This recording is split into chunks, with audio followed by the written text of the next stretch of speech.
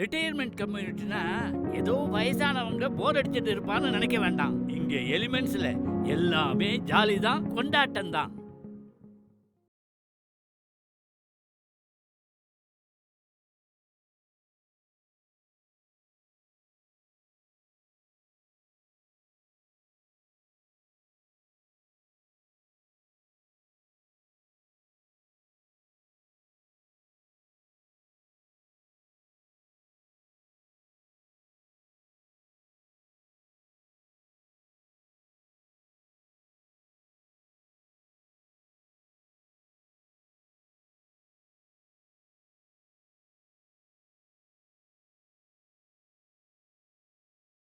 மகா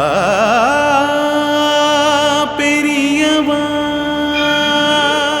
ஜய ஜய சங்கர ஹர ஹர சங்கர ஜய ஜய சங்கர ஹர ஹர சங்கர ஜய ஜய சங்கர ஹர ஹர சங்கர ஜய ஜய சங்கர ஹர ஹர சங்கர ஜய ஜய சங்கர ஹர ஹர சங்கர ஜய ஜய சங்கர ஹர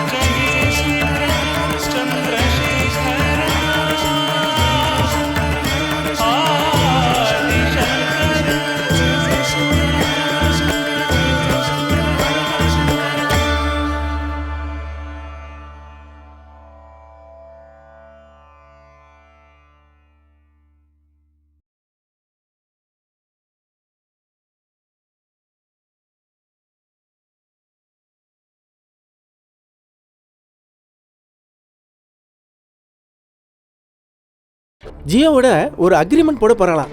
சடனா டிசைட் ஆயிருக்கு. என்ன நேரில் வர சொல்லியிருக்காராம் முகேஷ் அம்பானி. ஸோ நாம இப்ப கிளம்ப போறது இல்ல. கடவுளோட சித்தத்தை பார்த்தேல. நீங்க டயத்துக்கு கிளம்பணும்னு நினைச்சேன், ஆனா அவர் உங்களை இங்கேயே தங்க வச்சிட்டார்.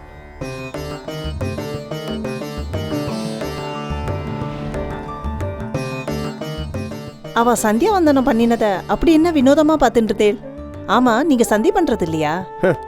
எனக்கு வேலை தான் நித்திய கர்மா. இந்த ஜபான் கீபல்லாம் அதுக்கப்புறம் தான். ஜபத்தை இவ்வளவு பெருமையா சொல்லிக்கிறேளே, இவளுக்கெல்லாம் ஜபன்னா என்னன்னு தெரியுமா? ஐபிஎம் சார், நாம வாழறது லௌகிக வாழ்க்கை தான். நாம எல்லாருமே பணத்தை நோக்கி தான் ஓடிட்டு இருக்கோம். பணம் தான் பிரதானம்னு நினைச்சிட்டு இருக்கோம். அஃப்கோர்ஸ் வாழறதுக்கு பணம் தேவைதான். ஆனா அது கூட பகவத் சிந்தனை இருக்கணும், ஆன்மீக ஈடுபாடு இருக்கணும். நீங்க வேணும்னா ட்ரை பண்ணி பாருங்களேன். நானும் கோபத்தை கண்ட்ரோல் பண்ணணும்னு ட்ரை பண்றேன், முடிய மாட்டேங்கிறது. சத்தம் போட்டதுக்கு அப்புறம் தான் தோணும் அனாவசியமா சத்தம் போட்டோமேன்னு. பைபிள் எப்போ உண்டாச்சுன்னு சொல்லிடலாம், குரான் எப்போ வந்ததுன்னு சொல்லிடலாம், குரு கிரந்த் சாஹிப் எப்போ வந்ததுன்னு சொல்லிடலாம். ஆனா ஆரிஜின் ஆஃப் வேதாஸ், அது உருவான விதம், அதை பத்தி பெரியவா தெளிவா சொல்லியிருக்கா.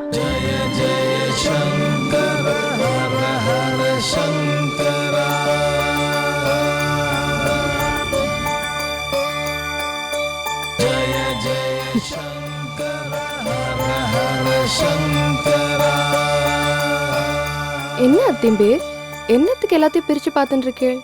அதான் தெய்வத்தின் குரல் வால்யூம் 1 to 7 சொல்லிட்டோமே, வேற ஏதாவது வச்சிருக்கோமான்னு பாக்குறீங்களா? நீ வேற இதெல்லாம் வரிசையா பிரிச்சு வச்சுட்டா படிக்கிறதுக்கு சௌகரியமா இருக்கும், அதான் பிரிச்சு வைக்கிறேன்.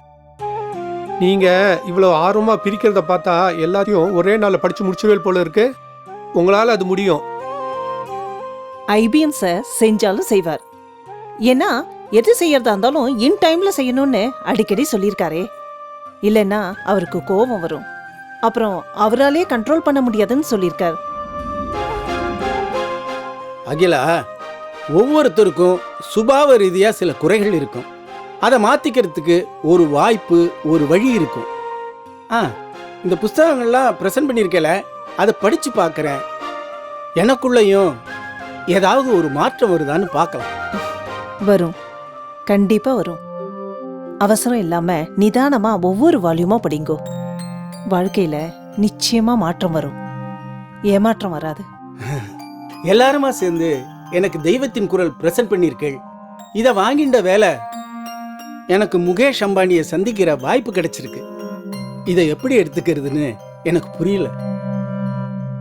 ஐபிஎம் சார், நாங்க இதை அப்படி கனெக்ட் பண்ணிக்கிறது கிடையாது. பார்த்தேலா, பெரியவாளால தான் இதெல்லாம் நடந்தது அப்படின்னு சொல்ல வரல. நடக்கணும்னு இருக்கு, நடக்கிறது. பொதுவாவே எது நடந்தாலும் அது மகா பெரியவா அனுகிரகத்தால் தான் நடக்கிறது அப்படின்னு நாங்க நம்புறோம். நாம எதிர்பார்க்கிறபடி சில விஷயங்கள் நடந்தா மனசு அப்படி ரிலேட் பண்ணிக்க தோணும். அப்படி நினைக்கிறது தப்பு இல்லைனாலும் சின்ன சின்ன காரியங்கள்ல நமக்கு கிடைக்கிற வெற்றி, நம்ம முயற்சி கிடைக்கிற பலன் நினைச்சு சந்தோஷப்பட்டுக்கணும். அஃப்கோர்ஸ் நான் இன்னும் அந்த எக்ஸைட்மெண்ட்லேருந்து வெளியில் வரல. எனிவே, நான் காஞ்சிபுரத்துலேருந்து புறப்பட்டு சென்னைக்கு போய் ஃப்ளைட்டை பிடிச்சி நாளைக்கு கார்த்தால முகேஷ் அம்பானியை மீட் பண்ணி ஆகணும். பார்க்க போகிறது ஒரு பெரிய பிஸ்னஸ் மேக்னேட்.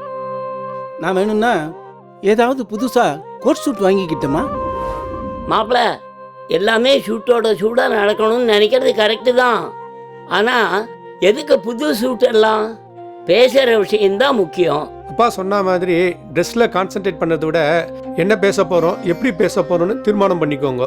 எல்லாம் வெற்றிகரமா நடக்கும். அத்திம்பேர், உங்க சந்தோஷத்தை பார்த்த உடனே நீங்க நிச்சயம் சக்சீட் ஆவேங்கிற நம்பிக்கை எனக்கு இருக்கு. Anyway, wish you all the best in your new venture. ரொம்ப தேங்க்ஸ்மா. அது வெஞ்சரா அட்வென்ச்சரான்னு எனக்கு ஒன்றும் புரியல. நான் ஒன்று சொல்லட்டுமா? நீங்கள் இங்கே வரும்போதெல்லாம் எனக்கு உள்ளூர ஒரு பயம் இருக்கும். மாப்பிள்ளைக்கு கோபம் வராமல் டயத்துக்கு எல்லாம் நடக்கணுமேன்ட்டு மகா பெரியவாளை அடிக்கடி வேண்டிப்பேன். ஆனால் இனிமே பயப்பட வேண்டிய அவசியமே இல்லை. ஏன் அப்படி சொல்கிறேன்? நீங்கள் தான் தெய்வத்தின் குரல் படிக்க போகிறேன்னு சொன்னேலே, அதனால இனிமே உங்களுக்கு கோபமே வராது.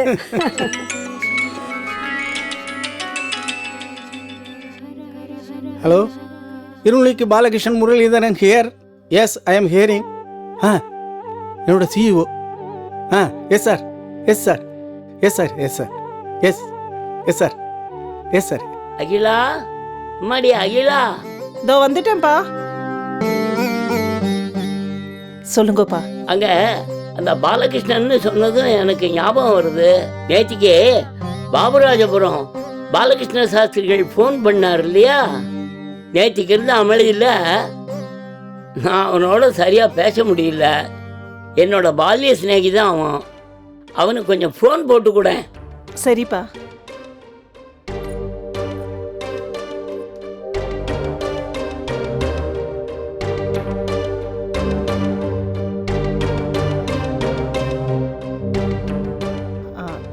நமஸ்காரம். பாபுராஜபுரம் பாலகிருஷ்ண சாஸ்திரிகள் மாமாவா? நான் அகிலாண்டீஸ்வரிங்கிற அகிலா. ஓ அப்படியா? அப்பா என்னை பத்தி சொல்லியிருக்காளா? எல்லாம் தெய்வாதீனமா எனக்கு அமைஞ்சு போச்சு. ஆத்து பொறுப்பெல்லாம் நான் சந்தோஷமா பார்த்துட்டு இருக்கேன். அப்பா என்னை பத்தி பெருமையா எல்லாத்தையும் சொல்லாம இருக்கவே மாட்டா.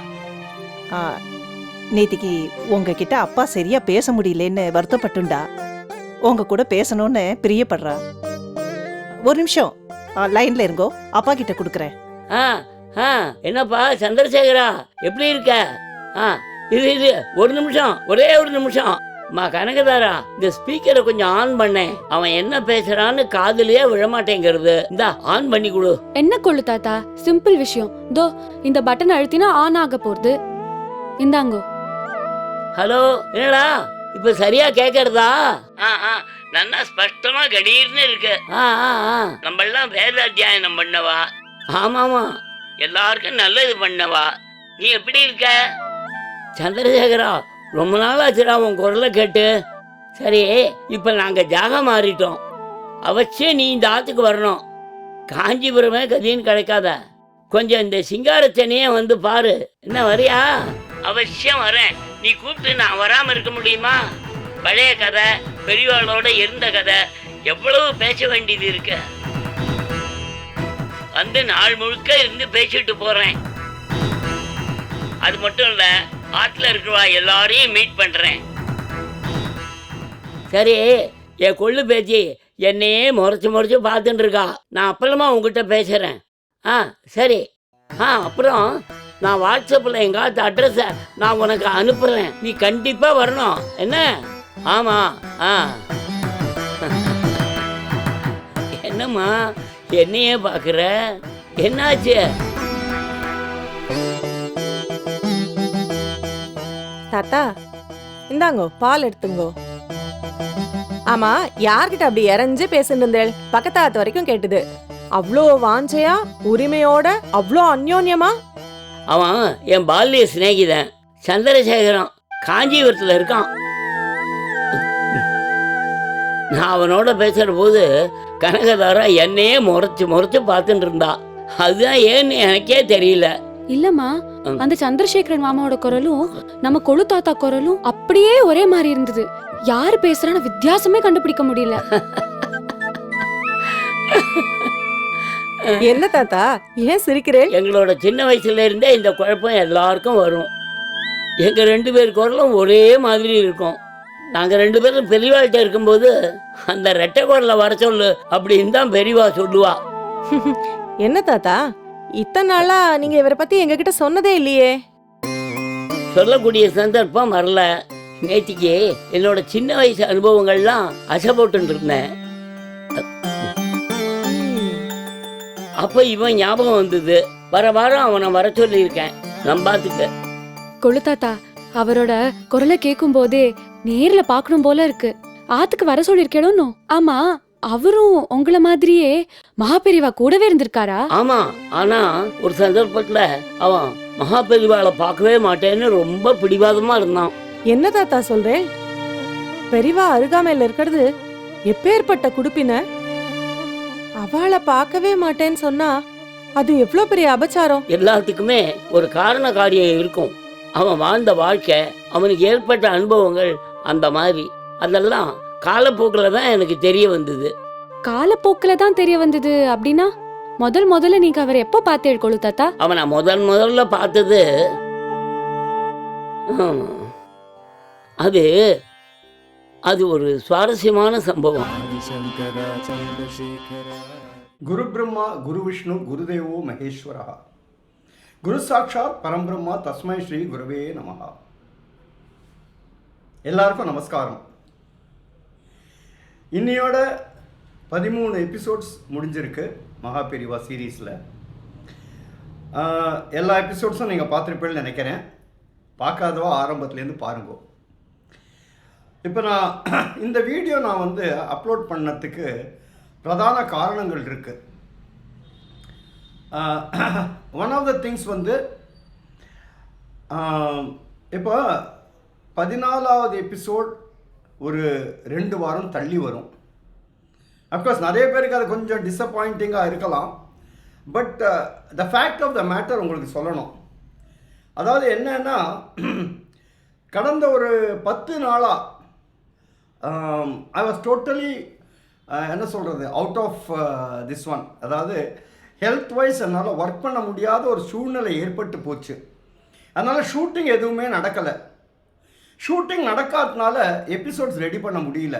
அதாவது ஒரு சின்ன இன்ஃபர்மேஷன் உங்களுக்கு சொல்லிடுறேன். இது எப்படின்னா, நிறைய பேருக்கு தெரியாமல் கூட இருக்கலாம். அதாவது ஆரம்பத்தில் எல்லாத்தையும் எடுத்து வச்சுட மாட்டோம். கொஞ்சம் கொஞ்சமாக ஏன்னா various reasons are there. Artist availability, ஏன்னா பர்டிகுலர்லி இதில் நடிக்கிறவா, பெரியவா சீரீஸில் நடிக்கிறவா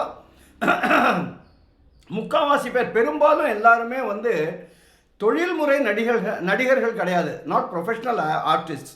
அவளுக்குன்னு பர்சனல் ஒர்க் இருக்குது, வேலை பண்ணுறவாளும் இருக்கா, வீட்டை பார்த்துக்கிறவாளும் இருக்கா. அப்படி இருக்கிறவாளை வச்சு தான் நான் இந்த சீரீஸ் பண்ணுறேன். அப்போ என்ன ஆகுறதுன்னா, கண்டினியூஸாக ஷூட்டிங் பண்ண முடியாது என்னால். ஸோ ஏன்னா ஒருத்தர் இன்றைக்கி இருப்பா, இன்னொருத்தர் அன்றைக்கி இருக்க மாட்டா. ஸோ அதெல்லாத்தையும் கோஆர்டினேட் பண்ண வேண்டிய ஒரு சூழ்நிலை. அதனால் கண்டினியூஸாக எபிசோட்ஸ் எடுத்து வைக்க மாட்டோம். ஒரு 2-3 எபிசோட்ஸ் அட்வான்ஸாக இருக்கும்.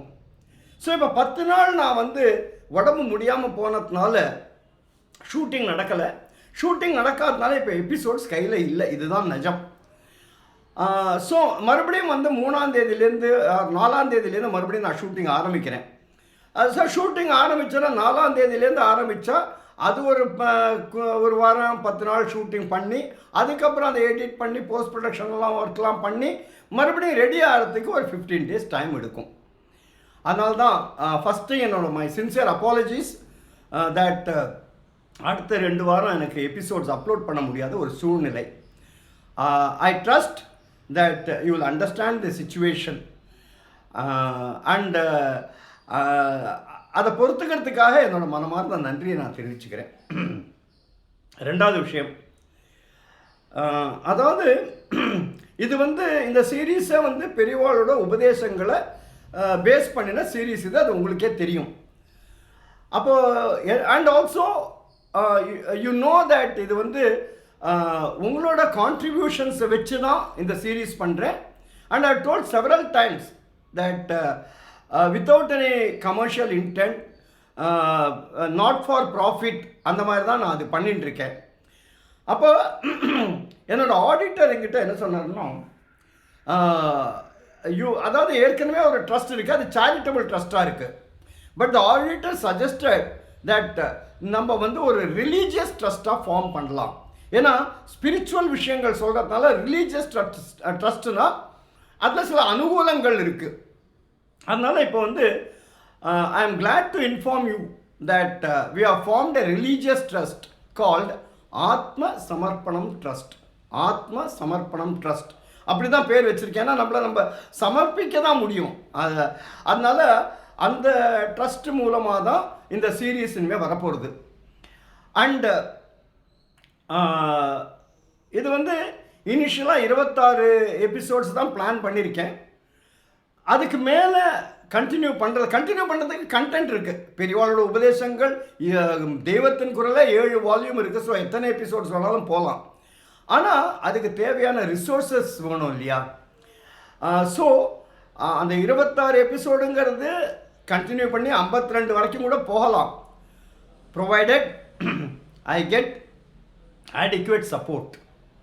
அதனால் யாருக்கெல்லாம் இந்த சீரீஸ்க்கு வந்து கான்ட்ரிபியூட் பண்ணலாம், இது ஃபர்தராக கண்டினியூ ஆகணும், பெரியவாளோட உபதேசங்களை, ஏன்னா உலகம் முழுக்க இது போயிட்டு இருக்கு. I mean as many as if I remember right, ஒரு 83-84 கண்ட்ரீஸில் இந்த சீரீஸை பார்த்துட்டு இருக்கா. அதாவது வாட்ஸ்அப்பில் எனக்கு வர கமெண்ட்ஸை வச்சு சொல்கிறேன். டிஃப்ரெண்ட் பை எஸ்டோனியாலேருந்தும் சரி, ஈவன் ஈஸ்ட் ஆஃப்ரிக்காலேருந்து அண்ட் ஜப்பான்லேருந்து, ஸோ பல தேசங்கள்லேருந்து இந்த சீரீஸை பார்த்துட்டு இருக்கா. ஸோ அது ஃபர்தராக இன்னும் கண்டினியூ பண்ணணுங்கிறது என்னோட அபிப்பிராயம்னு சொல்லலாம், ஆசைன்னு சொல்லலாம், வேண்டுகோள்னு சொல்லலாம், என்ன வேணாலும் சொல்லலாம். அதுக்கு வந்து நீங்கள்லாம் கான்ட்ரிபியூட் பண்ண முடிஞ்சதுன்னா nothing like it. So those who wish to contribute, எனக்கு வந்து என்னோட வாட்ஸ்அப் நம்பர் இங்கே கொடுக்குறேன். அந்த நம்பருக்கு நீங்கள் டெக்ஸ்ட் பண்ணீங்கன்னா பேங்க் ஆத்ம சமர்ப்பணம் ட்ரஸ்ட்டோட பேங்க் டீட்டெயில்ஸ் உங்களுக்கு ஷேர் பண்ணுறேன். ஏன்னா இதில் நான் ஷேர் பண்ணாததுக்கு, பேங்க் டீட்டெயில் ஷேர் பண்ணாததுக்கு காரணம் என்னன்னா, யாருக்கு கொடுக்கணும்னு இருக்கோ அவள்கிட்ட இந்த இன்ஃபர்மேஷனை கொடுத்தா போகும் அப்படிங்கிறது என்னோட அபிப்பிராயம்.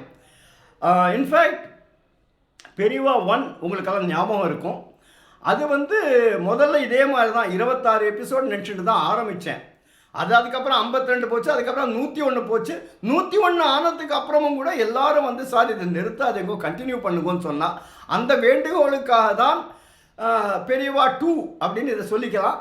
இதை இப்போ ஆரம்பிச்சிருக்கேன். அண்ட் ஆரம்பித்தது மட்டும் இல்லாத 13 எபிசோட்ஸும் நம்ம கம்ப்ளீட் பண்ணிட்டேன். So I leave the choice, I leave the decision to you. அதாவது 26க்கு மேலே போகணும் அப்படின்னா அது உங்களோட சப்போர்ட் எனக்கு நிச்சயமாக தேவை. ஸோ அண்ட் ஆல்சோ சில பேர் என்கிட்ட கேட்குறா, சார் ஏதாவது மினிமம் அமௌண்ட் இருக்கா, எவ்வளோ கொடுக்கணும், எவ்வளோ கொடுக்கலாம்? See, there is no limit as such. நான் எல்லார்ட்டையும் அதான் சொல்லியிருக்கேன். வாட்ஸ்அப்பில் எனக்கு வந்த மெசேஜஸ்க்கெல்லாம் பதில் அனுப்பும்போது யதா சக்தி, யார் யாருக்கு எவ்வளோ கொடுக்க முடியுமோ அவ்வளோ கொடுக்கலாம். இன்ஃபேக்ட் நான் முன்னாடியே ஒரு தடவை கோட் பண்ணியிருந்தேன். ஒரு கவர்மெண்ட் எம்ப்ளாயி பென்ஷனர், அவர் வந்து ஒரு நாள் எனக்கு ஃபோன் பண்ணி ரொம்ப தயக்கத்தோட, சார் எனக்கு வந்து ரொம்ப சங்கோஜமாக இருக்குது, ஒரு 100 ரூபா தான் என்னால் கான்ட்ரிபியூட் பண்ண முடியும், ஏன்னா இதுக்கு எதாவது கான்ட்ரிபியூட் பண்ணணும்னு நான் பிரியப்படுறேன் அப்படின்னார். நான் சொன்னேன், இது ரொம்ப பெரிய விஷயம் சார், இது நீங்கள் வந்து சங்கோஜமே பட வேண்டாம், ஏன்னா நான் வந்து எல்லாத்தையுமே ஈக்குவலாக தான் ட்ரீட் பண்ணுறேன்.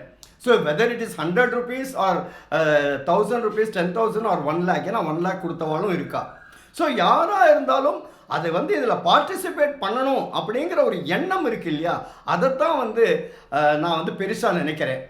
So those who wish to contribute என்னோட இந்த நம்பருக்கு மெசேஜ் பண்ணுங்க, நான் வந்து பேங்க் டீட்டெயில் ஷேர் பண்ணுறேன். Now the third thing, once again, I think all of you will be happy to note that கர்மா பார்த்துருக்கேன் இல்லையா, கர்மான்னு ஒரு சீரீஸ் நான் பண்ணேன். அதுக்கு ஏகோபித்த, நான் மிகைப்படுத்தி சொல்லலை, பார்த்தவா எல்லாருக்குமே தெரியும், ஏகோபித்த வரவேற்பு அதுக்கு. ஸோ கர்மாவோட அடுத்த பார்ட்டும் பண்ணலாங்கிற ஒரு அபிப்பிராயம் இருக்குது. ஏன்னா அதுலேயும் வந்து விஷயங்கள், அது வந்து you all know agraharam based, அதாவது அக்ரஹாரம் லைஃப்பை அப்படியே ரீக்ரியேட் பண்ணியிருந்தேன். அப்போ அதனால தான் அதுக்கு அவ்வளோ வரவேற்பு. சார் நாங்கள் அக்ரஹாரத்தையே வாழற மாதிரி இருக்குது சார், அதாவது எல்லாத்தையும் விட்டுட்டு வந்துட்டோம், ஆனால் உங்களோட இந்த சீரீஸை பார்க்கும்போது நாங்களே அந்த அக்ரஹாரத்தில் இருக்கிற மாதிரி ஒரு எண்ணம் எங்களுக்கு ஏற்படுறது அப்படின்லாம் எனக்கு கமெண்ட் வந்திருந்தது அப்போ. And also lot of people told me that sir இதையும் கண்டினியூ பண்ணுங்க அப்படின்னு. ஸோ அதையும் கண்டினியூ பண்ணலாங்கிற ஒரு எண்ணம் இருக்குது. அதுக்கும் ஒன்ஸ் அகெயின் உங்களோட அந்த சப்போர்ட்டை வச்சு தான் நான் பண்ண போகிறேன். ஸோ அதை பற்றி subsequently will take it up. ஆனால் கர்மா 3 பண்ணணும் அப்படிங்கிற எண்ணமும் எனக்கு இருக்குது. ஸோ இது எல்லாத்தையும் உங்கள்கிட்ட பகிர்ந்துக்கலாம் அப்படின்னு தோணித்து. And once again my sincere apologies that next 2 episode, அதாவது 2 வாரம், அதாவது 8ஆம் தேதி 15ஆம் தேதி எபிசோட் அப்லோட் பண்ண முடியாதுனால, ஆனால் 22ஆம் தேதியிலேருந்து நிச்சயமாக வரும். So the episode number 14 will start from 22nd March. இந்த மீன்வைல் யாரெல்லாம் என்னோட இந்த சேனலுக்கு சப்ஸ்கிரைப் பண்ணலையோ, Fast Flix, Bombay Chanakyas Fast Flix, இந்த சேனலுக்கு சப்ஸ்கிரைப் பண்ணலையோ சப்ஸ்கிரைப் பண்ணுங்க. அண்ட் ஆல்சோ உங்களோட ஃப்ரெண்ட்ஸு, ரிலேட்டிவ்ஸ், குரூப்ஸ் எல்லாருக்கும் இந்த மாதிரி ஒரு சீரீஸ் வர்றது என்னோட மெயின் இன்டென்ஷனே அதான். இதுலேருந்து அதான் சொன்னேன், கமர்ஷியல் இன்டென்ட்டே கிடையாது. இதோட மெயின் இன்டென்ஷன் என்னென்னா நிறைய பேருக்கு இந்த விஷயம் போய் சேரணும். அதனால் யாருக்கெல்லாம் நீங்கள் இந்த ஏன்னா இது வேர்ட் ஆஃப் மவுத்து தான் போயின்னு இருக்கு. நான் எதுவுமே மார்க்கெட்டிங் பண்ணுறது கிடையாது, வேறு எந்த சேனலுக்கும் அப்ரோச் பண்ணுறது கிடையாது, except Shankara TV. Of course Shankara டிவியில் வந்து my equation with them is such that they have insisted நீங்கள் எது பண்ணினாலும் எங்கள் சேனலில் வரணும்னு அவளுக்கு மட்டும்தான் கொடுத்துட்டுருக்கேன். அது வந்து நிறைய பேருக்கு போய் சேரணும் அப்படிங்கிற ஒரு எண்ணத்தில் தான் பண்ணிட்டுருக்கேன். ஸோ ஒன்ஸ் அகெயின் உங்கள் எல்லாரோட பேர் ஆதரவும் எனக்கு தேவை. Keep supporting me and what should I say? I promise you that I will deliver the best possible and the most perfect episode. என்னால் முடிஞ்ச வரைக்கும் எவ்வளோ பர்ஃபெக்டாக பண்ண முடியுமோ within the available means and resources பண்ண முடியுமோ நான் பண்ணிட்டுருக்கேன். And I solicit your patronage once again. See you on 22nd March. நன்றி நன்றி நன்றி. மகா பெரியவா